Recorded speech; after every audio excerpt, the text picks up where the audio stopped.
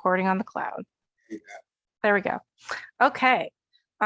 Thank you for that introduction, Aaron. Next, we're going to go to Mike. Mike, please feel free to tell us about yourself and why you decided to participate in this event. Hi there. My name is Mike Silverstein. I'm 74 years old, or I was yesterday. I spent 31 of those years as an editor and writer at ABC News here in Washington.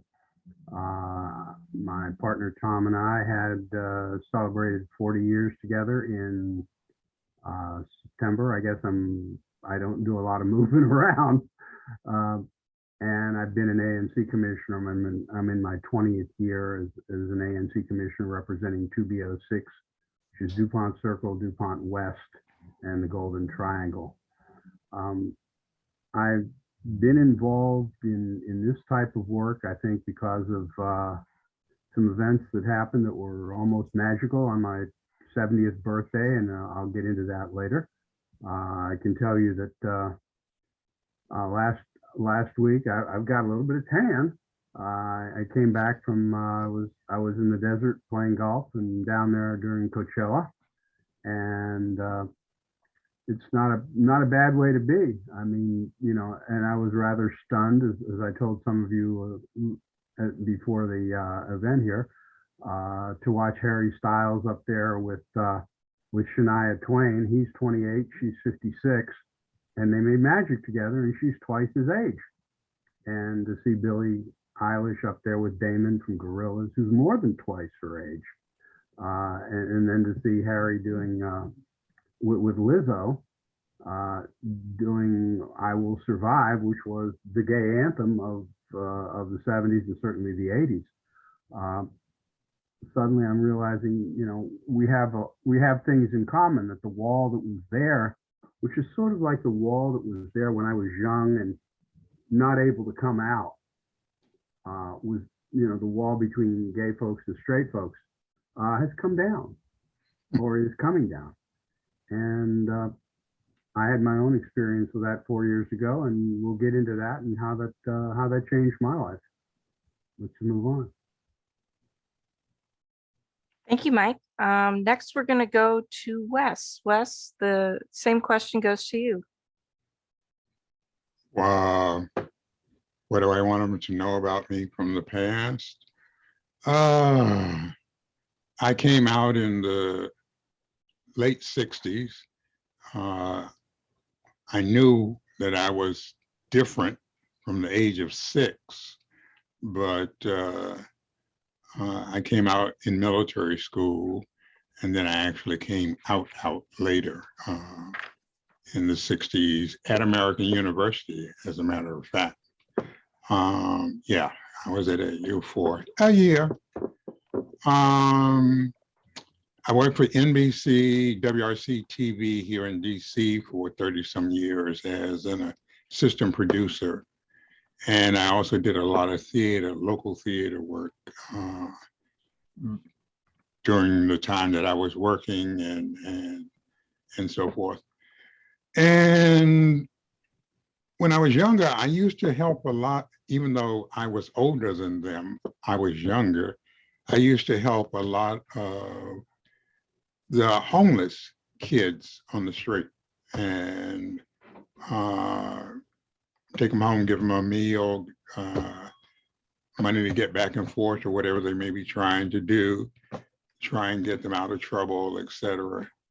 And now that I'm older, I'm doing the same thing, not necessarily homeless seniors, but doing some of the same work for or towards our senior group. And one of the things I always mention with younger people is my generation came from the closet generation. So we are not as used to being as open and forthright as younger people are now. And I always say that so that sometimes when you hear us say things, you'll think, no, that couldn't be. Well, it was in our time, but not in your time. So just to have that awareness. of the closet generation and how it affected us, stifled us in many, many ways. And I don't know exactly how Sophia and I got hooked up, but it must have been one of those things. And I said yes, and she hasn't stopped calling me since. So that's how I got involved in this. Thank you, Wes. Now we're going to move on to Ilana and Ella. So Ella, would you like to introduce yourself? Yes, hello everybody. My name is Ella. I use she, her pronouns. I'm a first-year student at American University. I'm studying women's gender and sexuality studies. I'm going to double major in something else, but I don't know what yet. And I'm also working towards a certificate in political theory. I'm from Portland, Oregon, and I don't know if I said that, but I identify as a cisgender woman and lesbian. And I got involved with this panel through AU Pride.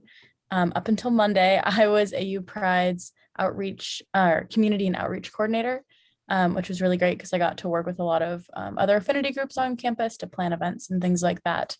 And although I won't be on the e-board next semester, I'm looking forward to continuing to attend those events. And so, yeah, I'm super excited to be here tonight. And I guess the reason that I wanted to get involved in the panel is because I have never had any queer elders in my life. And so I was really wanting to get to know all of you guys. And of course, Ilana and Sophia as well. Super excited about that. So yeah, I'm super excited to have some cool conversations. Awesome. Thank you, Ella. Ilana, would you like to go next? Awesome. Yeah. So hi, everyone. My name's Alana. I'm a second year junior by credit at American University as well. Right now, I'm majoring in international relations with a certification in community-based research, which is really fun. But let's see. I'm also from Rhode Island. Very fun little state. But let's see. So I also am on the AU Pride e-board, but I'm the opposite way. I'm taking over as of Monday to be deputy director. So that's really exciting. But I've definitely had a great time working with Sophia so far this semester on some other projects. But I was also really interested in getting involved just to sort of expand my perspectives and get to hear a lot more about the experiences of people outside of my age bracket and outside of a college setting. Thank you. So next we're going to dive more into our discussion. So Ilana, I wanted to start off with you because I know you had specifically mentioned an interest in discussing your identity and orientation and what that means to you. So I wanted to start there and we shall see where that goes. Awesome. Yeah, so I'll start up again.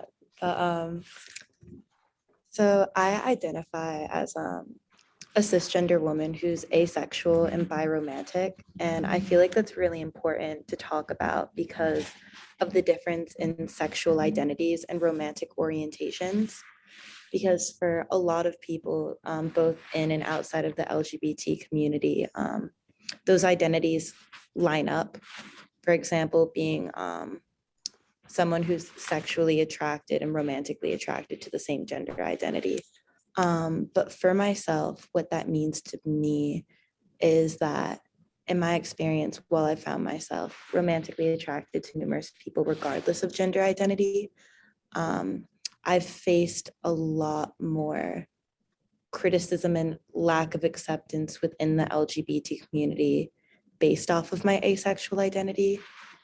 I think that also does stem from the association with those two things being the same. And I know for a lot of other people that identify as ace or just within the asexual spectrum, there's a very strong asexual community that in a lot of capacities disassociates from the LGBT on the basis that it often feels like the LGBT and not the LGBTQ plus IA, etc. But yeah, that's been a pretty big thing for me since I've come out. I came out as bi first, just blanket terminology when I was a freshman in high school.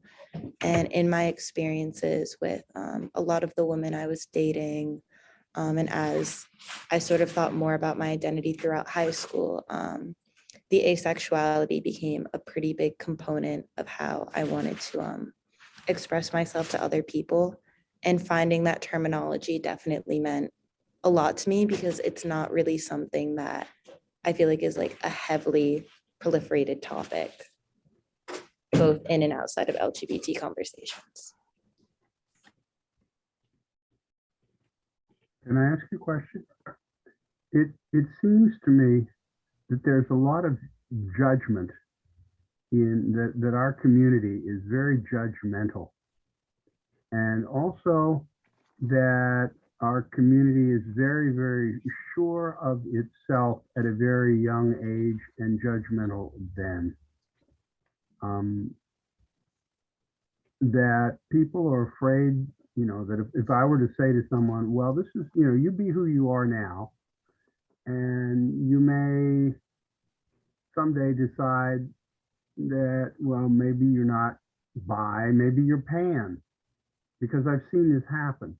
Did you find a lot of pressure with that? Did you find that, you know, the whole judgmental thing and the fear? And do you think that there's fluidity?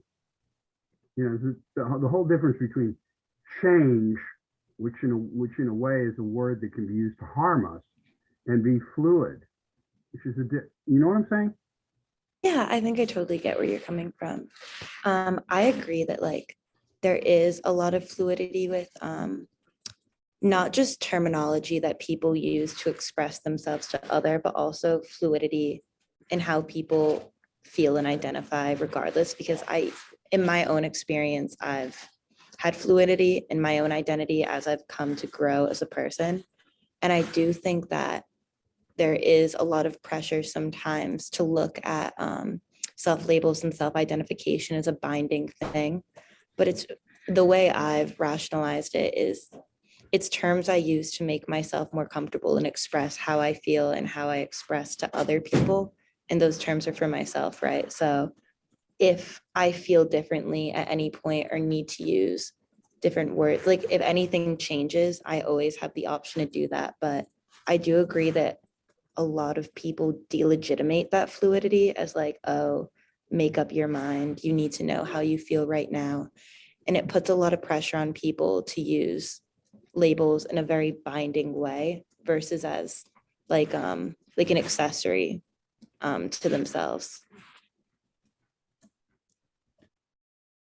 Yeah, I have something to add on to that.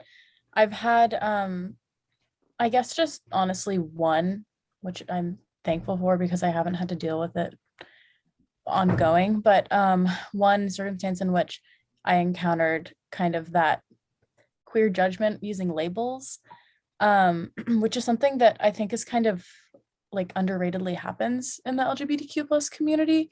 When I first came out, I was identifying as bisexual, and I was kind of just using that because I knew that I liked girls. I was in my compulsive heterosexuality kind of thing too. And so it was what felt most comfortable to me.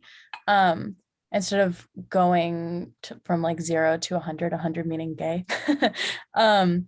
And I had some of my very best friends tell me that I couldn't be bi because I hadn't spent enough time knowing that I was bi, or like because I was saying that it's what feels right at the time, maybe it'll change, just, you know, keeping that fluidity. And that was something that really, really frustrated me when that happened, because as we all know, it's incredibly invalidating. It's hard to validate yourself and feel validated to come out at all. But then when somebody invalidates the way in which you come out, that can be like a whole new hurdle to get over, because it's like, wait, since I came out, I thought I was good. And so, yeah, Alana, I really appreciate you bringing that up. I thankfully, quite honestly, thought that the friends who said that to me, their opinion was just so stupid that I wasn't even going to internalize it at all. And I'm really thankful to my past self for that, because I was able to kind of just like keep chilling and be like, okay, you think that, that's like really weird. That was kind of mean. Let's just not talk about it. But I think that especially like bi people or people who are figuring out their sexuality and using like bi or pansexuality like as a way to maybe get there, have experienced that a lot, and that it kind of is from some internalized biphobia that a lot of us don't even realize that we have until maybe we are experiencing like bisexual people in our lives or something like that. So yep, that's my little 2 cents. I just wanted to also say, Alana, thank you for bringing up the term asexual, because as an older LGBTQ person, asexuality, I always think of someone who is not sexually involved with anyone. But that doesn't mean that that identifies who your sexuality is, as I'm learning, because you can still be attracted to lesbian, gay, bisexual, whatever. And it's just so important that for me, I realize that even as I get older, and things don't work, I could be almost asexual in a way, but I could, because I'm not having sex, I could still like a person and not have sex. So that's a nice thing to know. Thank you. Yeah, I was working on trying to figure a definition for myself for the asexual. And it doesn't, I'm learning that it doesn't mean that you are non-sexual, but that you can choose either way you want to be and have it. I would like a little bit more on the, because I'm an incurable romantic, bi-romanticism. Can you give me a little more on that? Yeah, a lot of us, we're from the closet generation, these are things we can learn from you, because these were not things that were options to us. Yeah. Yeah, for sure. So how I rationalize like biromanticism, like a romantic identity, at least for me, is it's just having, it's not like platonic emotion. It is like deeply romantic emotion and expression towards another person, and like the intimacy that comes with a romantic connection with someone, and the amount of time and compassion and energy of yourself you're putting into them. And it really can be an identical relation to a sexual relationship minus sex, but also with romantic and sexual orientations, there are also a lot of asexual people who do engage in sexual activity. It's more so a difference in attraction to others. So like there's people that are like romantically and physically attracted to another person. And there's people that are one or the other. So like I can be romantically attracted to a person strictly, and it comes from that connection to them, not anything that stems from like a sexual or physical drive. For example, I have a lot of friends who are aromantic, meaning they lack romantic attraction to others and have only sexual attraction. Therefore, all of their connections with other people are strictly physical. I hope that differentiation added a little clarity. That last part helps a lot. That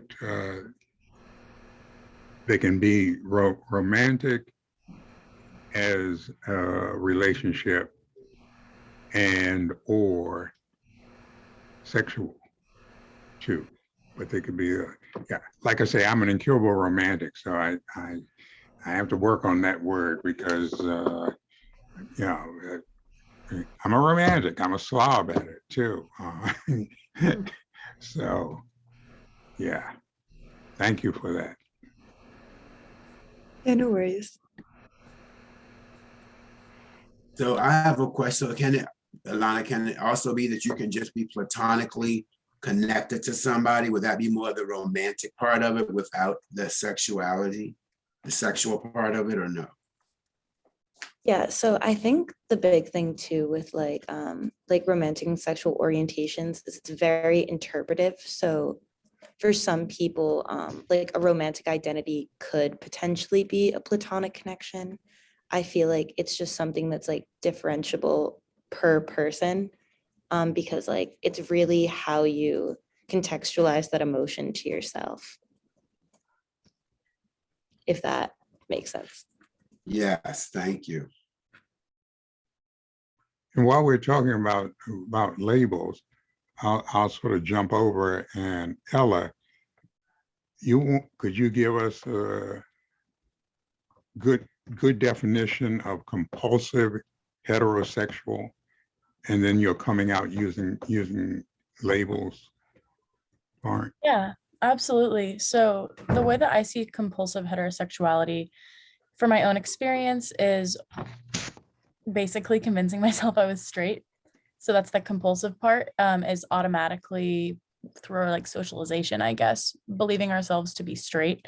And if we're not believing ourselves to be different and like there's something wrong with us, or even once you've accepted yourself and your sexuality, I have found that compulsive heterosexuality can still be a thing. You can still like, it took me a long time for when I was like trying to make male friends for my mind not to immediately go to, oh, am I interested in them? Are they interested in me, romantically or sexually?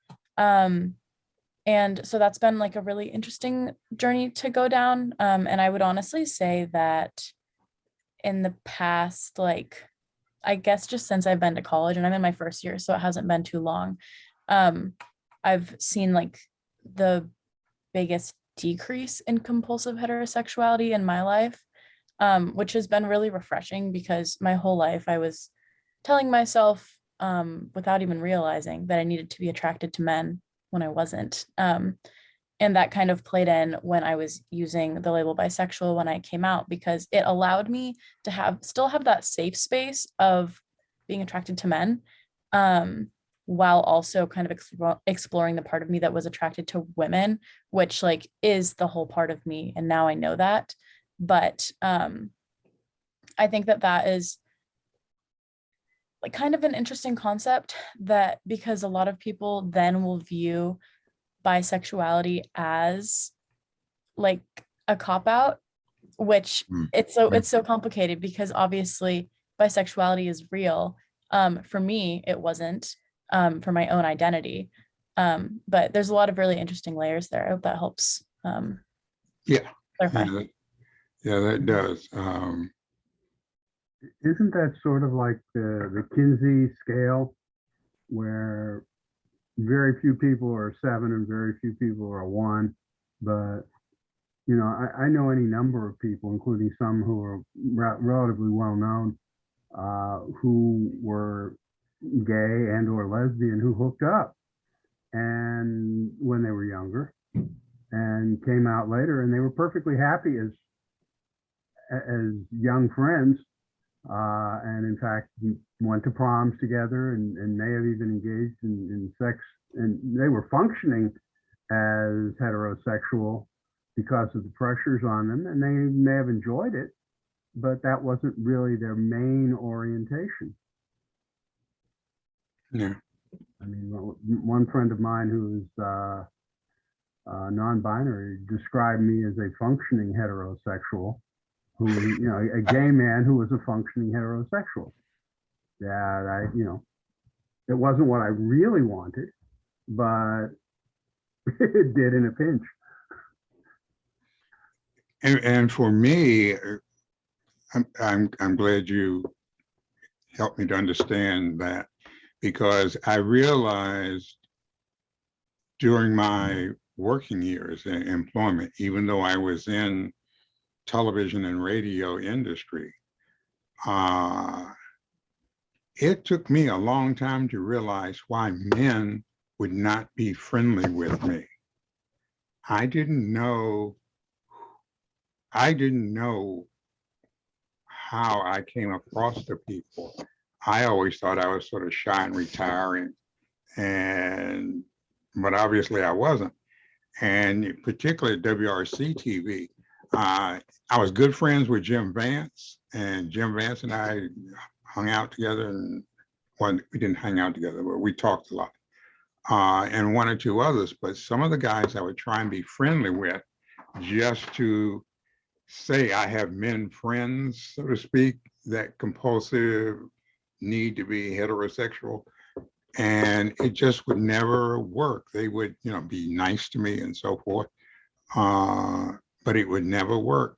And in later years at work, I even had one or two people come up to me and apologize because they had said a rude gay joke, and I was present, and they came over and apologized. And it was like, okay, when I accept their apology, that means I am gay. So I accepted their apology and let it go at that. So yeah, trying to make male friends was not easy, and I finally figured out why. Aaron, you're on mute. No, I was gonna say, Wes, that is a very good point, because I was thinking from a military perspective, some people who are LGBTQ, who were gay, as for myself, some of us could people were more willing to kind of like, you can blend in a little bit, but if you were a little bit more like shining, people would kind of steer away from you. And it's very true. And when you're young and you're trying to be self-acclamation or trying to fit in, it's very difficult to know that other people may not allow you to do that, which is why some of people like me, I guess I consider myself as not having a closet, because I chose not to have that closet, but others didn't have a choice. And I understand the difference. And it would make me stronger too, because I can now sit here and see with this intergenerational conversation, what Ella and Alana are saying is, it's different multifacets of our own, within our own community. And then we have our own way of people judging us and discriminating against us within our own LGBTQ alphabets. So yeah. Yes. Yes. Can I pose a question? How many of you, if in any form, do you admit that you're gay? Let's say in any application form or anything, say, do you check the box that you're LGBT? I mean, are you comfortable in doing that? That's a really good question. I could start with that.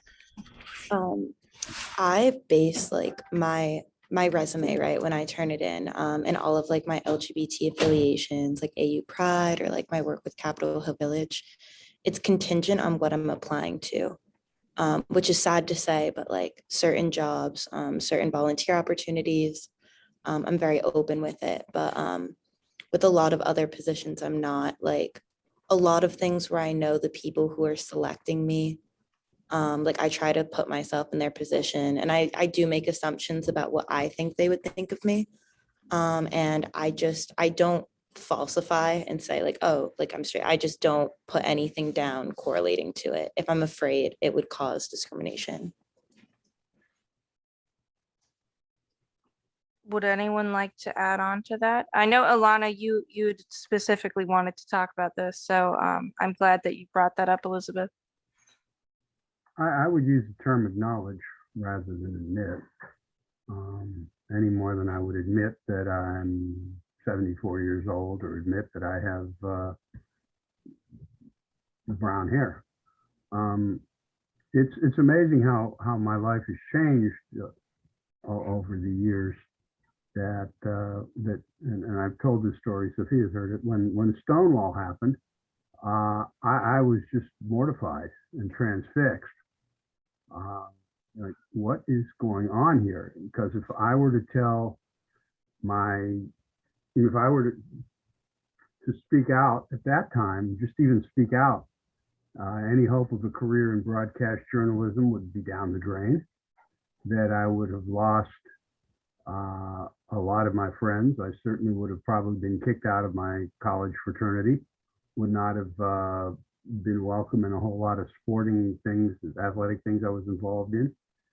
And over the years, because people had more courage than I was able to come out slowly gradually and selectively.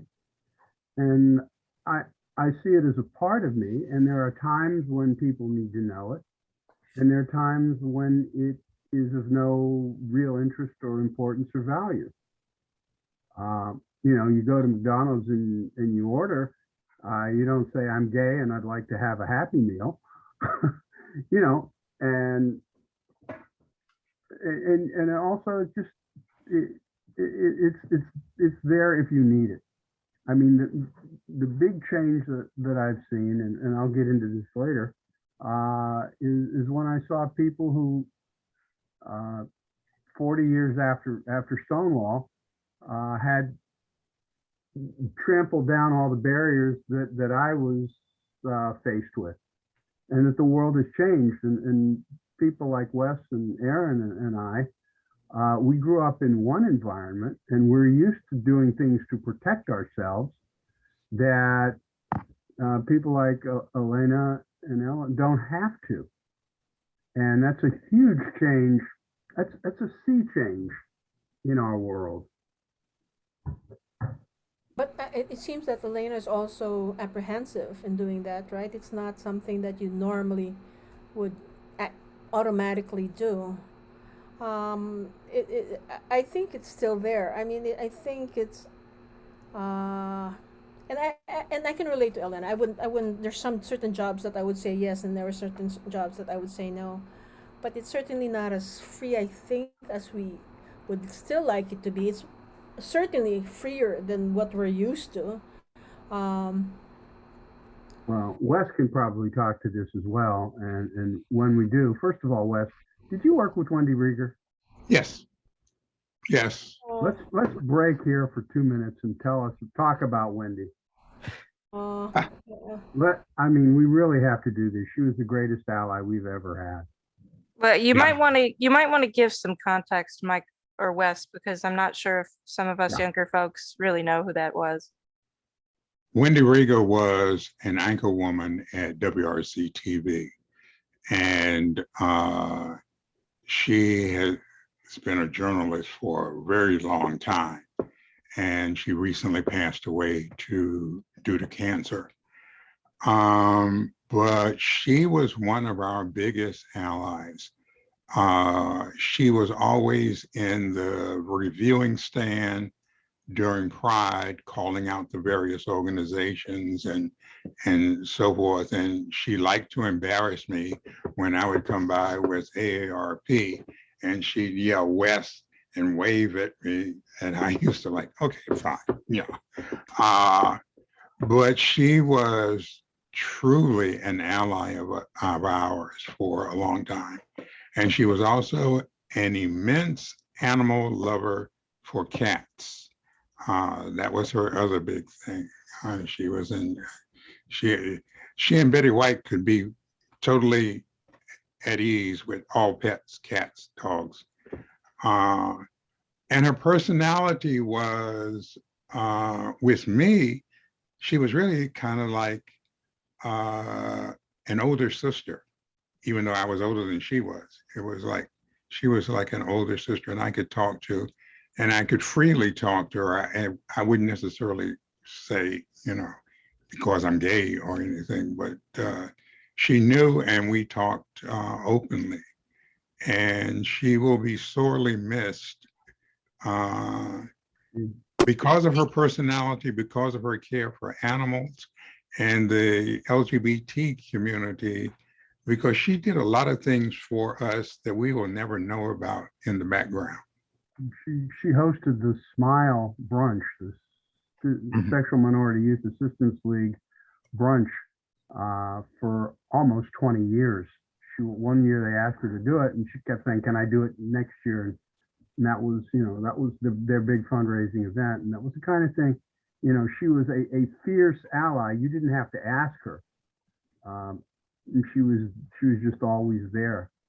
And to me, that was an enormous thing, because I was really petrified of being outed in broadcasting, because you never knew in the 70s and 80s who would stab you in the back or who would stop you from getting a promotion. And I declined several promotion offers because I trusted where I was and I trusted my seniority there. And I didn't want to go with somebody who might find out who I was and then make my life difficult. And there were a lot of people in the business who were like that. And that was a big part of, you know, what you were asking, Elizabeth, about, you know, acknowledging that you were gay. Back then it was a fear. Now David, you know, I was at ABC. Right now David Muir is our anchor, and he's pretty damn much openly gay. Robin Roberts is, you know, lesbian. Don Lemon and Anderson Cooper.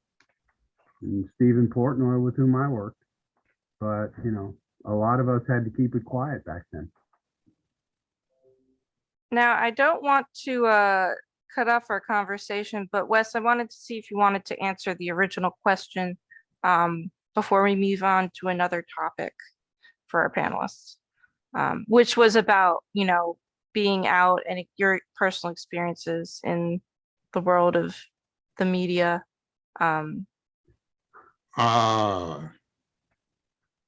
Personal experiences. I was out to those who really needed to know, per se, and I was going to add to that factor. Doctors are still the only ones I'm trying to be cautious about whether I tell them I'm gay or not.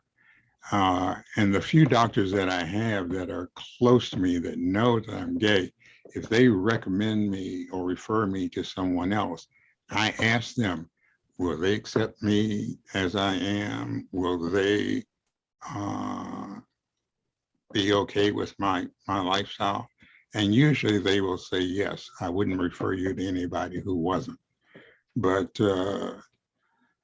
that, and one experience that I talk about sometimes, a negative experience, was I used to live at 14th and Parkwood Place, Northwest, which is upper 14th Street, well above the old nightclub district, et cetera, that 14th Street was known for. But I used to do a lot of theater, and I would have theater parties, or we'd all come over to my house after a rehearsal and play. And I noticed once or twice some friends came over and they had flat tires when they went to go back home. And you know, we laughed about it, and I said, well, you know, I'm not in the greatest neighborhood, but usually they sort of leave me alone. But one morning I woke up and on my front steps was written, "Freaks, welcome here." And I knew then that I had to find somewhere else to live. And that's why I moved to the Connecticut Avenue area. When was this, Wes? When was this? This was in the late 70s. And I stood out in my neighborhood because I also went to military school.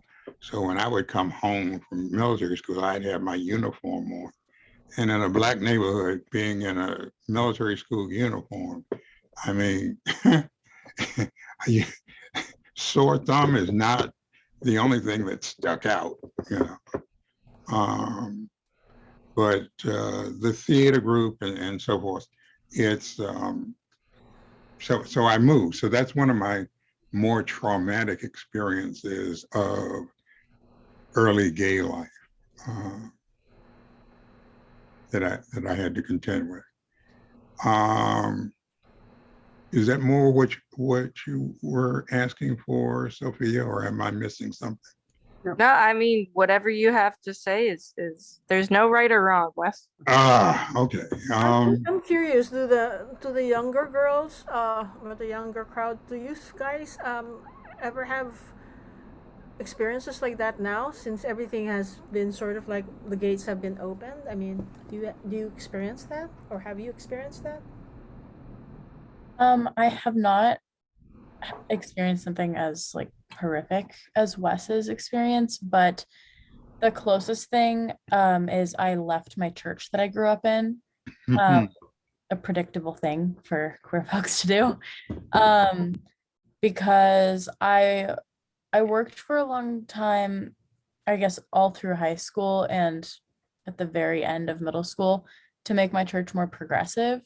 Because the denomination that it was is actually a very, very progressive denomination. If you know, it's the Evangelical Lutheran Church of America, which despite the name is Yeah. not evangelical at all. But our like specific church was very, very moderate, very scared of saying anything about anything because they didn't want to lose funding from the conservative older crowd till oldest time. And while I didn't really receive anything outright, it was very much talking about like in like the circles where we would discuss issues like this, it would be very much like us and them, even if people were trying to help. Because I think that that's just, you know, like a common way to talk about people who maybe you support, but you don't really have much experience with. And ultimately,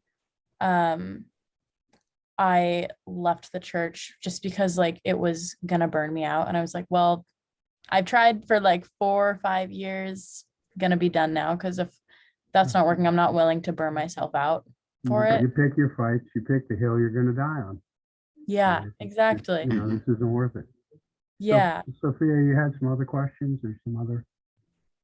Oh, What- sure. I will first, before we get into the other questions, I want to make sure, Ilana, if you want to answer Elizabeth's question, that you can, but then after that, I will go back to our list. Yeah, for sure. And I can definitely add to what Ella was speaking to.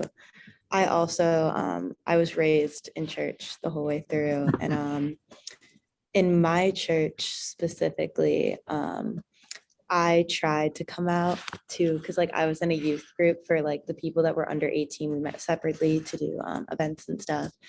And I experienced a lot of like tentative answers on like whether or not my identities were acceptable. It was like, oh, this person or this figure is like, yeah, that's fine. This person says no. And it was very much like the applicability of my identities were like only as valid as like one pastor named them to be. And I experienced a lot of like indirect, like, it's okay. Like I always heard like, hate the sin, not the sinner. That was a big thing that people always said to me. And it's sort of like, because I was the only person who had ever like come out in the youth group, it was kind of like a lot of people trying to fix me, which got a little scary. And at a certain point, I decided to leave. So the side of my family that's still hyper religious, none of them know. And then the side that's not knows everything. And that like created a lot of frictional distance. But I did lose a lot of religious friends when I did come out, sort of as if they were waiting for me to change my mind or take it back. And then they would come back, but that did not happen. And I still identify the way I do.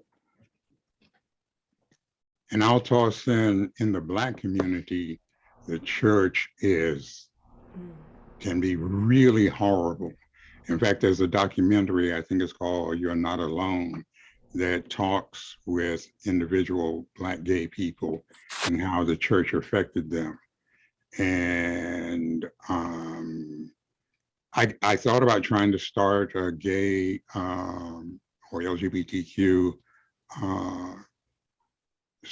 section in my church, Metropolitan Church. And I talked about it with the minister, and then I got cold feet and decided, no, I wasn't ready to do it. But one of the things I can toss in so far as experience that you all can understand. Let me move my hands. I moved to DC in 1959, and I was about 14 years old, and I'll make it quick. And I made friends with this guy at church. We talked a lot, and there was a group of us that used to sneak out of church, go up to it was called People's, and CVS, People's Drugstore, and get ice cream sundaes and time it to go back to church just as he was giving the benediction. And we did that a lot. But anyway, I met this guy named Dickie. That was his nickname. And Dickie was an organist, and he could play really well. And so we struck up a friendship. And then, of course, during those days, if you liked musicals, show tunes, musicals on Broadway, you had to be gay. And we talked about all the musicals on Broadway. And we had a friendship for quite a while. And later on, I can tell you the story about him playing for a crowd of people downtown. Anyway, I got a phone call, or my mother got a phone call. I can't remember exactly. I think it was my mother. And she said, I have something to tell you. And Dickie had jumped off the 14th Street Bridge. And I knew why he had done it. And the next time I went to church, his parents told me if he wasn't hanging around with you, he'd still be alive. And at 14, that is an experience you don't forget. So our time frame, those are some of the things that you would not hear about now. And maybe you will. Still a lot of young people commit suicide. But when you talk about the church can be a horrible place. If you weren't the choir director or singing alto, if you were gay, you weren't noticed at all.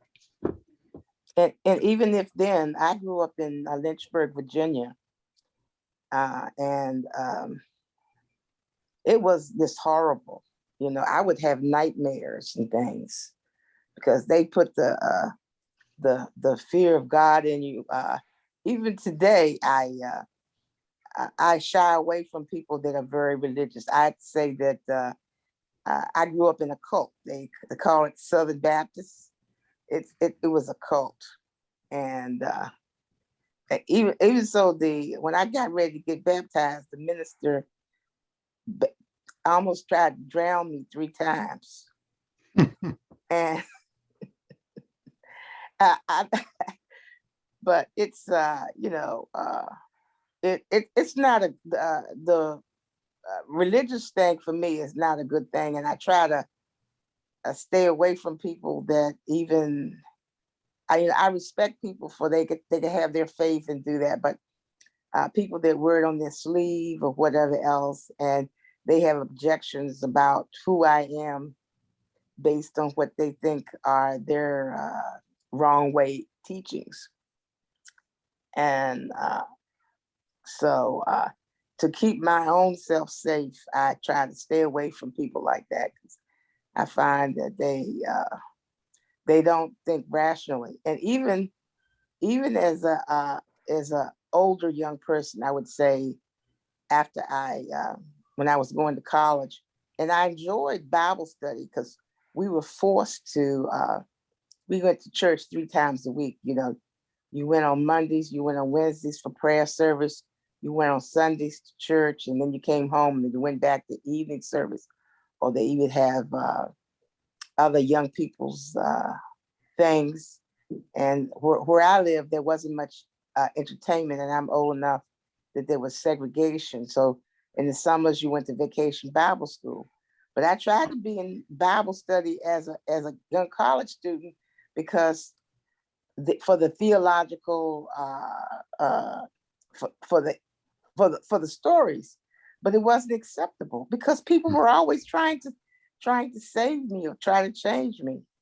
And so it got to be very painful. Even I found it painful. I don't understand I do understand the historical reference of people of African descent and how that crossed over, because people were told that if they converted in the 17th century, that they would get their freedom. But it's just, it has no rationale for me that that such a hateful group of people. Yvonne, Mhm. I'm I'm landing my plane. okay, because I know Sophia has some other questions for the panel Mhm. to get through.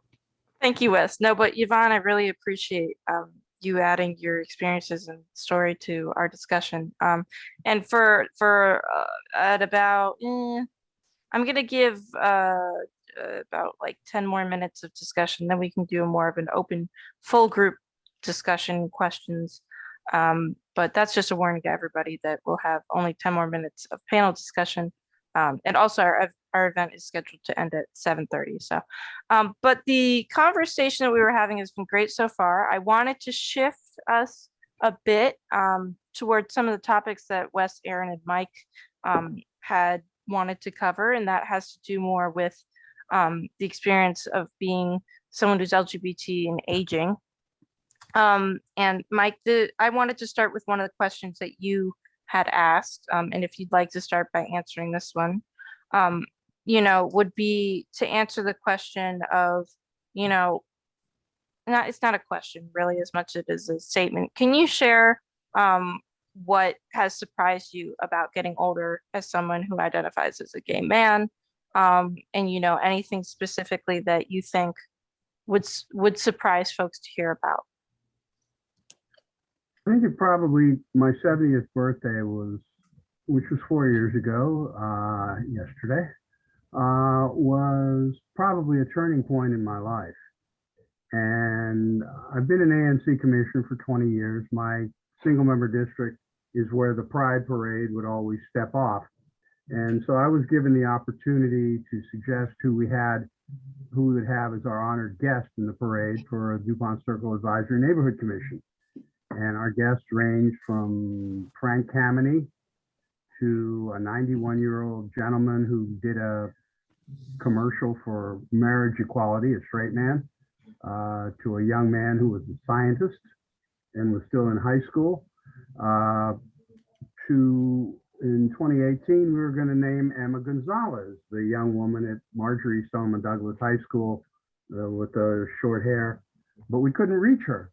So we ended up we found this young man in St. Louis who was a super football star, led his team to a state title, 3 touchdowns in the state championship game, good looking kid, came out to his high school, and came out to the world actually, and was being recruited as a football player.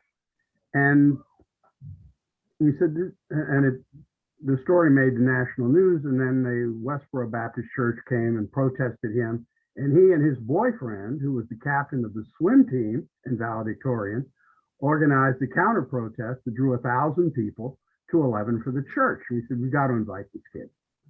So I called the school and said, can we invite him? And 4 days later, I get a call from him. He says, well, the reason for the 4 days was because my uncle is a Secret Service man, and we ran you through a character check, and we found out that you have White House clearance, and we can do this.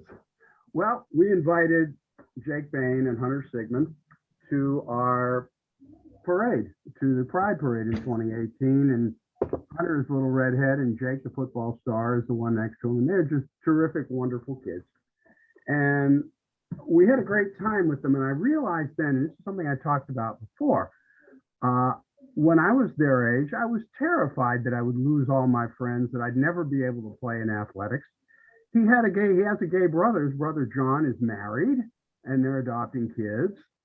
All of these things that had been fears of mine, I realized when I met these guys, and we hit it off. They said they had never met a couple like Tom and me, who'd been together at that point 36 years.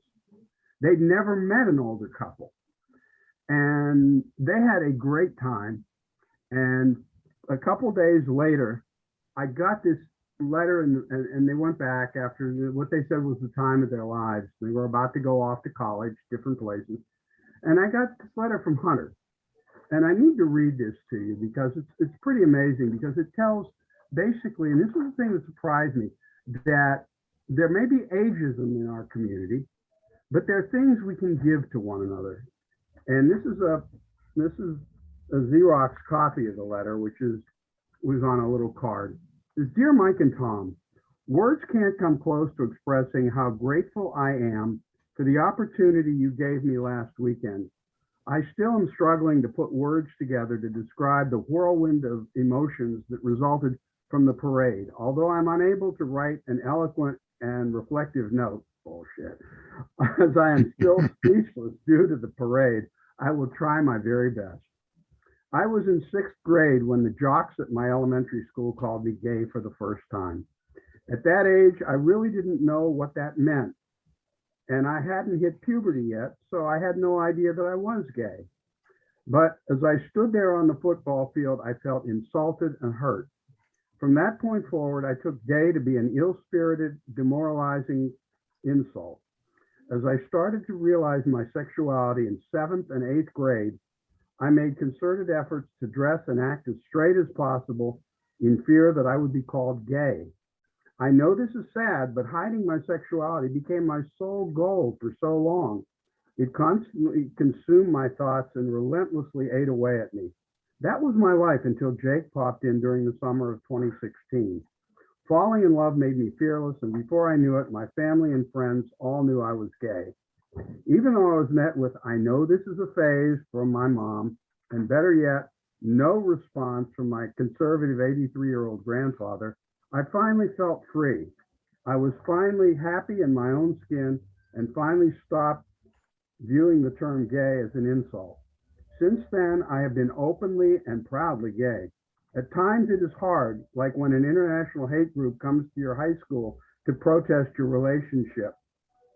But I always remember I have Jake, I have my family, my friends, my teachers, and now I'm so happy I have you too. Your stories and your love inspire me and give me hope.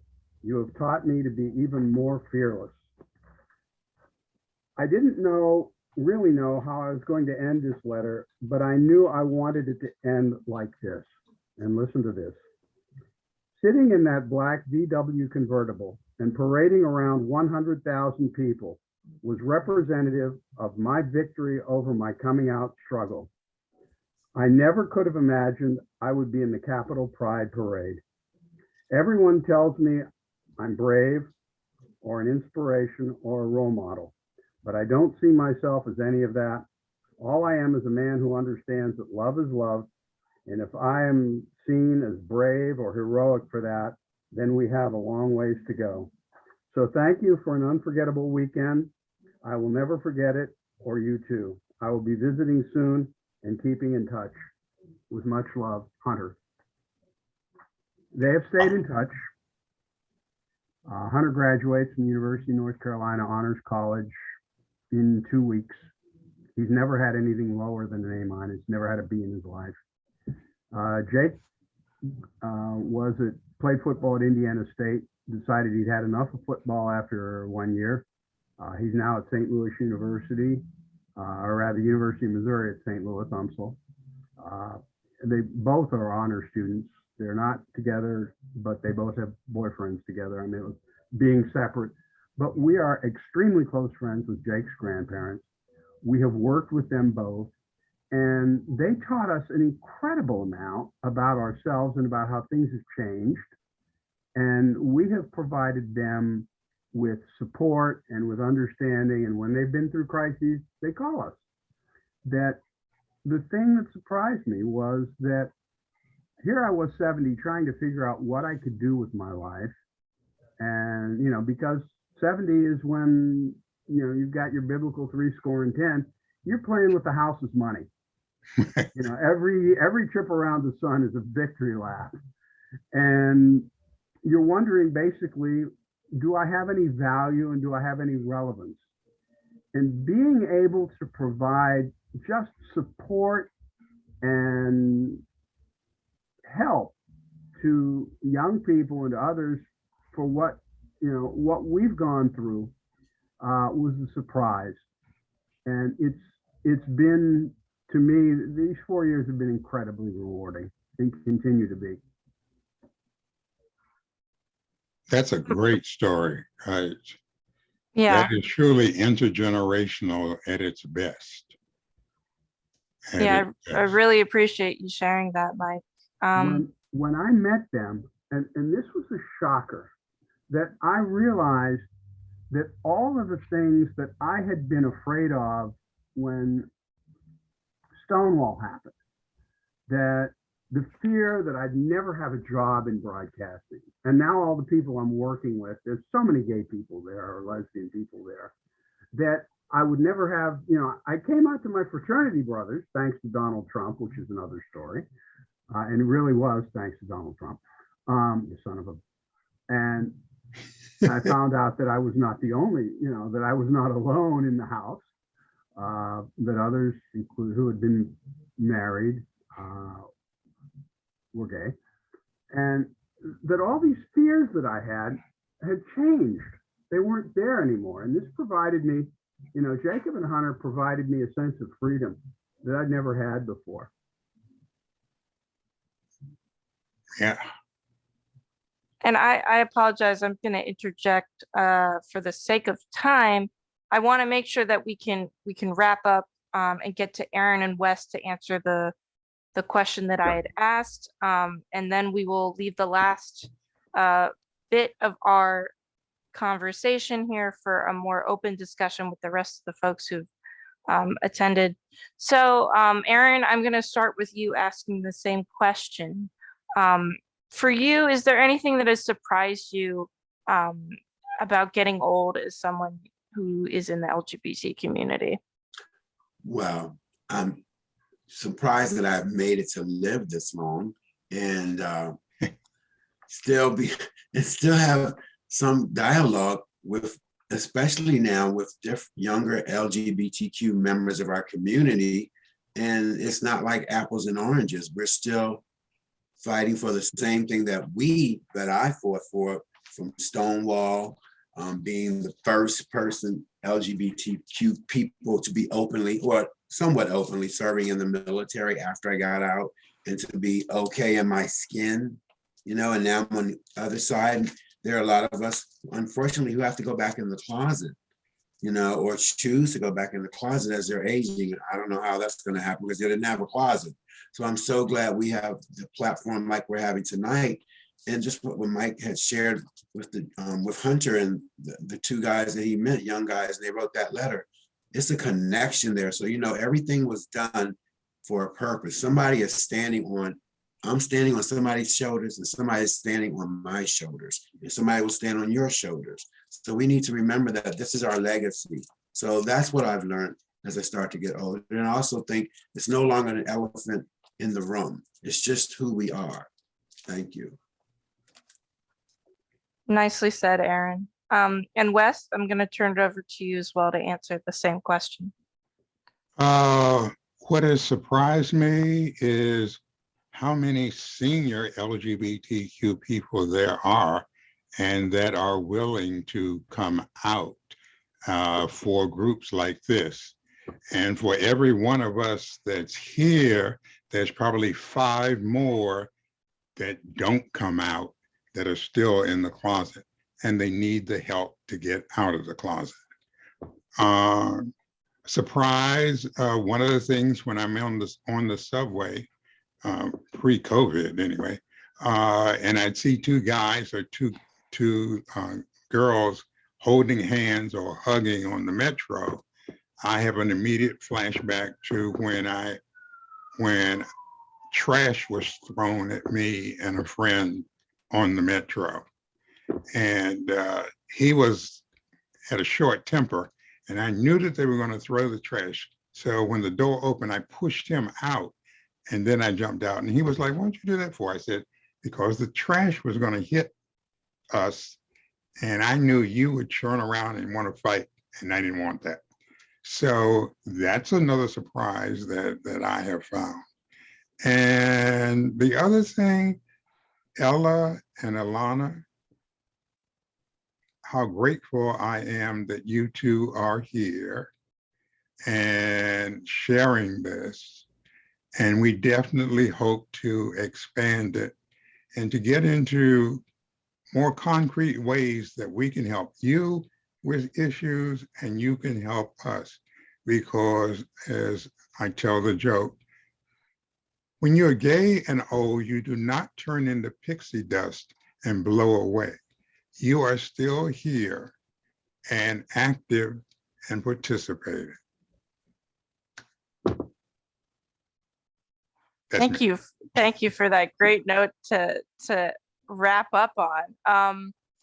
So I want to transition us into the open discussion. So anyone feel free to unmute yourselves if you'd like to bring anything up or ask any other questions or answer any of the questions we've already asked.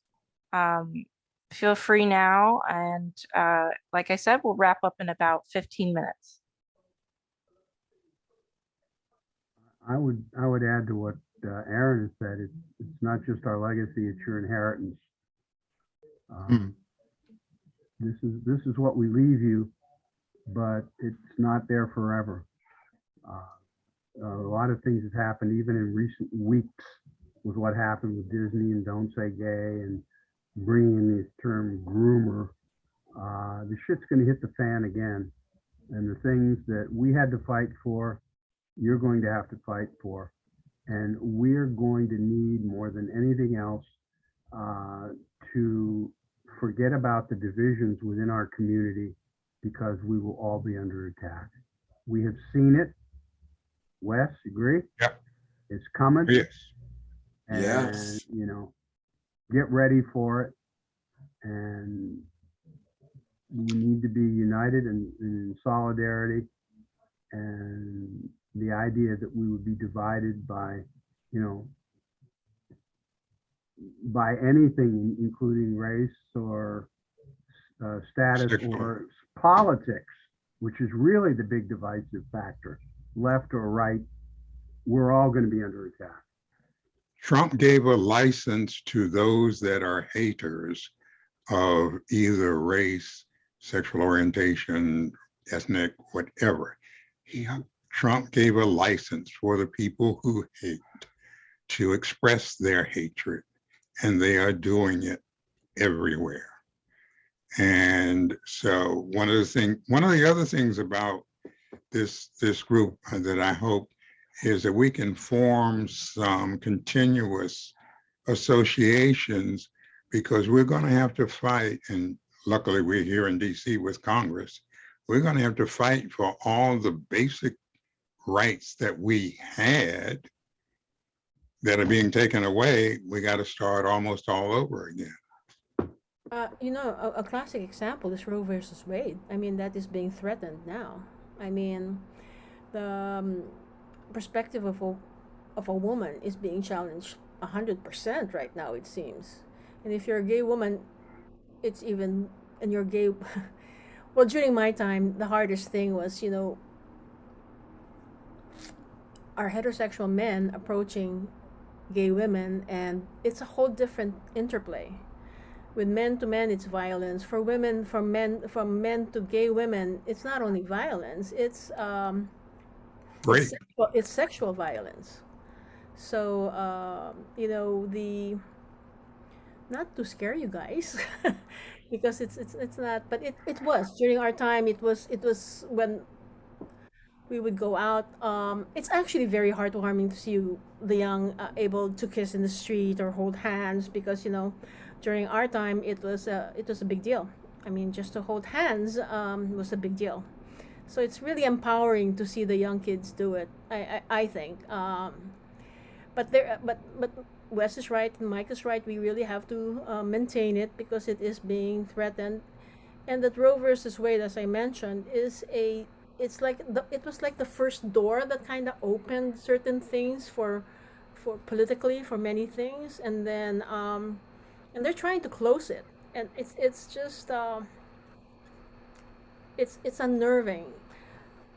I wasn't born here in the US, right? So when I came here to the States, and then I realized that the woman had that choice, because back home it wasn't a choice. I came from the Philippines, which is very Catholic, so there's no divorce. There is no divorce yet in the Philippines. That's how conservative it is. Hmm. So being able to choose and protect your body was, for a woman, is the ultimate um, underlying reason behind Roe versus Wade. And when they twist it religiously, it's not. It, it follows. It follows the religious will come into there. It will come into the gay situation. It's going to be. I mean, it's so twisted that we really have to be conscious about it. Uh, if you all came from a religious background, you'll know. I mean, I guess everyone did. Well, one of the things that's happening too is that it's a orientation back to all white male, whether it's using critical race theory that doesn't even exist in public school. What they mean is they don't want you to say anything about a non-white person that made a contribution in this country. I mean, I don't know what they're going to do when they find out they're non-binary numbers. But they're already throwing away the who would think they'd have a problem with math. But one of the things I had seen on CNN was a Washington Post reporter who called out a conservative mind who was using her Twitter account that actually was putting bounties out to find out, like, for example, if in Texas, if teachers were gay. I know Mike and Wes and Elizabeth too, we're old enough to know that people feared things like that. There's a book called Women of Brewster Place, and in there, one of the characters was two lesbians. And if you were a teacher, any inference that you were gay or a minister or even some people ask me, says, well, where are your friends? I says, most of the friends I had, some of them were government employees, and they had to be in the closet for their security clearance. And so those old habits didn't go away about being secretive about their life outside of work. And so people in the generation below us, or in your generation, you really don't have to worry about that. Your people are more concerned about what their parents might think. But just as Mike was saying, people, you could do your job very well, but somebody just had the knives out and they want to use that as a reason, and for you not getting a promotion or something. They wouldn't say that would happen because you were gay. But we do have to be concerned about that. So even little things like when people are talking about grooming and things, those are code words. So you gotta sit up and take heed to those things when they occur, because it's only been what, 12, 15 years since we could legally get married in most places. And we still got those Supreme Court cases about people not wanting to bake our cakes for our weddings and things of that sort. So those things can be taken away. The hate crimes, not just for gay, but for Black, for people, Jews, they have risen up very high. So we really have to be on alert, and we have to have coalitions with other people too. Whether they across other demographics, including our LGBT brothers and sisters. And I'm landing my plane. Well, Thank I you. just want to Well, add one real quick thing there. okay. You talked about teachers. You folks may not know that in 1978, California had an initiative. Do you remember the Briggs Initiative? Would have banned gays and lesbians from working or teaching in any way in California public schools. And it was barely defeated. And it happened after Harvey Milk was elected. So whenever we make progress, people will fight it back. Yeah, I want to thank Yvonne for bringing up like intersectionality of teaching in schools, because I think that that's so important, because we're seeing so many things about teaching anything queer, anything about like people who aren't white, under attack right now. And so, and also going along with what Elizabeth was saying about reproductive rights and reproductive justice, how all this is so intertwined and how we need it all in our school systems. I think that that's so important. And the fact, I know that it can be so discouraging to see like these ridiculous laws being passed, but it can also be really encouraging to see the people who are fighting against them, maybe living in DC were like a little bit less able to do that kind of groundwork, in more conservative areas. But I know that I've read articles and things like that about teachers and students and coalitions that are doing a lot of work in places where that kind of stuff is being passed. And I was also going to say, in response to what Elizabeth was talking about religion's effects on these social issues, is it's just crazy to think about how much people can use Christianity to do everything they do and to spread so much hatred, because the country is founded on separation of church and state, and it's honestly baffling to me. I don't understand it at all on how people are able to get away with all this stuff. They're a little too clever with the loopholes they're able to make for themselves. And